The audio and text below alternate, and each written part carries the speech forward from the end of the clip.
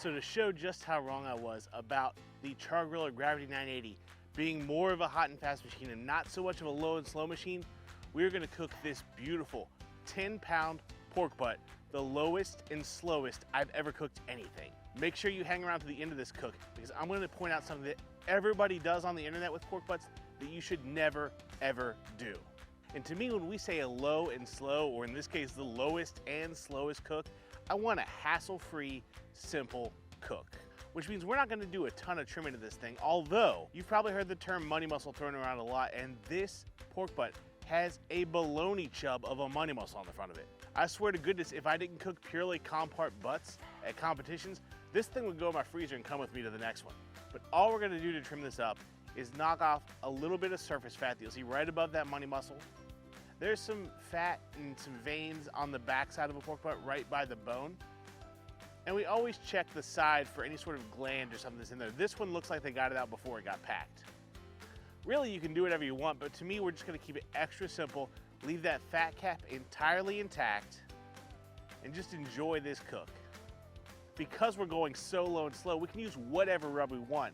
Sugar content really doesn't matter to us, which means we're gonna go purely with my favorite rub, especially for pork, and that is Cosmos Q Sweet Honey Pecan. I absolutely love this rub, but it is very sweet. So if you're cooking hotter or faster, you have to be very judicious with the application of it. But for this cook, we are gonna go at such a low temperature, you're gonna see here in just a minute, that it doesn't matter, so let's just cover it. Before we fire up the cooker, I just wanna say, if you're liking this content, hey, do me a favor, hit the like down below, share this out, subscribe. I really wanna try to get these videos pushed out to more people. With that being said, the gravity. Just like most other cooks, when we fire this up, we're gonna load it up with our B&B hickory lump charcoal. We'll light it off using our grill gun by Grill Blazer.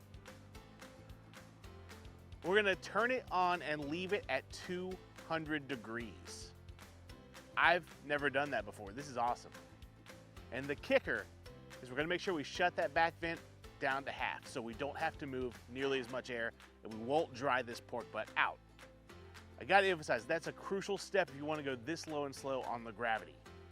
Now we're gonna put this pork butt on this cooker at 10 o'clock at night. I want this to be a low and slow overnight cook, which means about 9:55, I'm gonna grab a fistful of hickory and one chunk of B&B cherry wood and put those in the ash pan.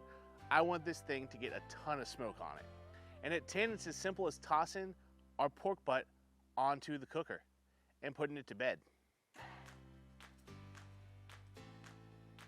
7 o'clock next morning, we get up to check it and it looks absolutely stunning. This bright red is something you don't get with normal cooks.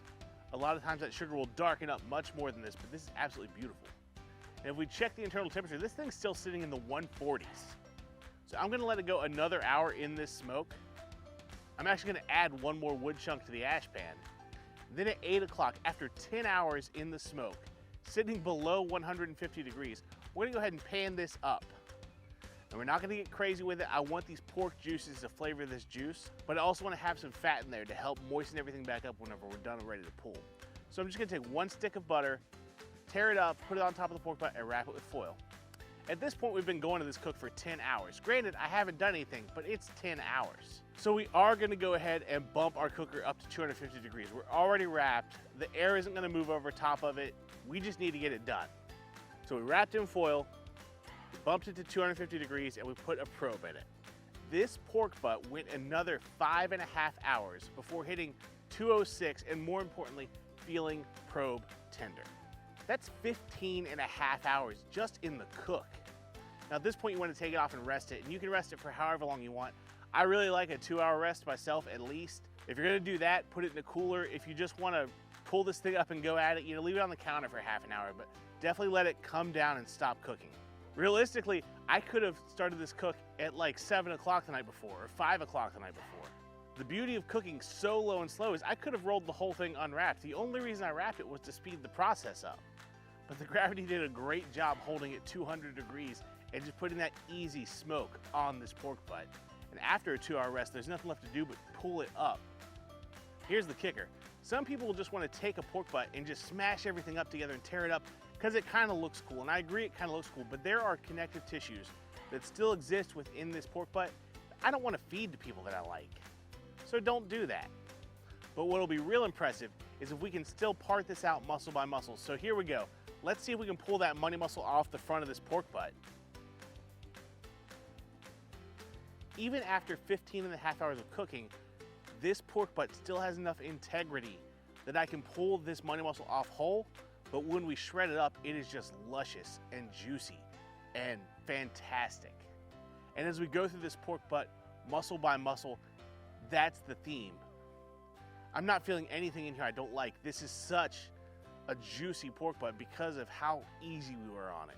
Low and slow has its place, and this is what it excels at.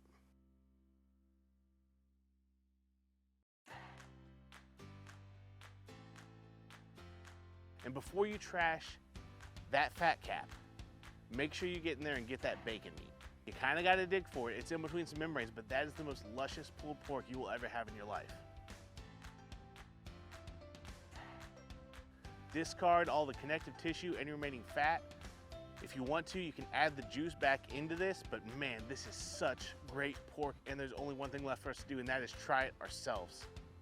There it is, our 15.5-hour experiment into ultra low and slow smoking. This thing went for 10 hours at 200 degrees. In the last 5.5, we bumped it to 250 rack. But as you just saw me pull, this thing is extra luscious, extra juicy, still solid enough. You saw me pull the money muscle off the front of this pork butt in one piece. But man, as I was pulling this apart, this felt like no other pork butt I'd ever pulled before. On top of that, the bark stayed this beautiful red color. And I bet that is so good. It's so smoky. It still has some flavor from the actual sweet honey pecan rub, which a lot of times if you cook them too hot, you'll lose all that flavor. That is such good bark. But to be honest with you, when I'm cooking pulled pork, I'm not really cooking for the bark. I want that ultra tender, luscious pulled pork. Like this, so let's give it a shot. That is so good, so tender, so juicy. Low and slow is absolutely an amazing way to cook pork. There is so much fat and connective tissue that can break down and make these things flavorful and juicy. So if you've got the ability on something like our Char Griller Gravity 980, where we can set it at 200 degrees and just let it roll for hours, I really recommend you give that a shot. It's really worth it to know the difference between what hot and fast can do and what low and slow can do. And when you push it all the way to the lowest and the slowest, the results are awesome. And while I love pork butt, my favorite cut off of pig are the ribs. So click on this and let's go talk about ribs.